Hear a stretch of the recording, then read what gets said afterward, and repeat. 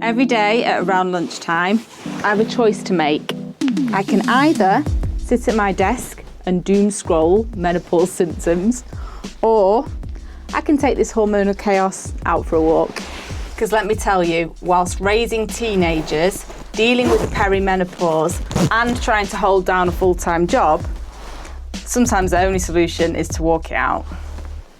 Luckily for me, I have my walking partner, who's experienced every version of my perimenopausal journey.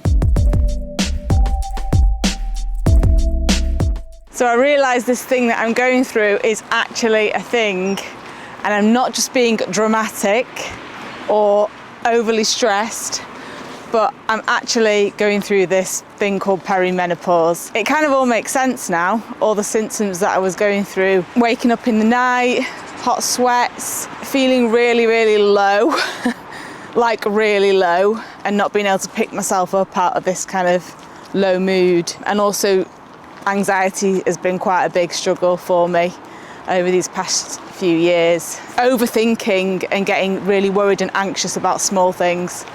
So yeah, I found out what it is now, and then let's look at how I can fix it.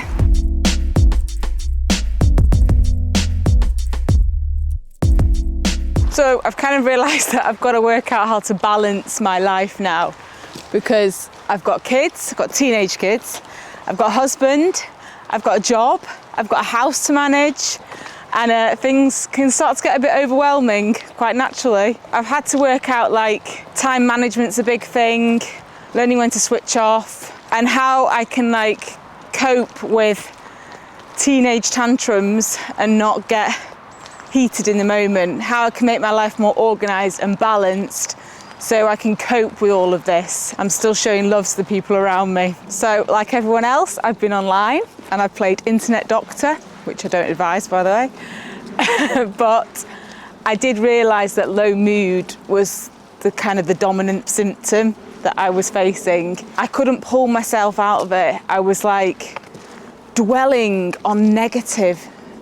on all the negative things and overthinking and blaming myself and neglecting my own self-care, because this low mood and these negative thoughts were like dominating my mind, and there was no room for joy and there was no room for happiness.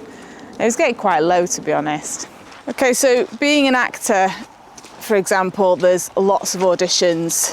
I've been in this game a long time, that's just the way it is. But I was finding that if I got a no, which is quite common, I would just go into this like deep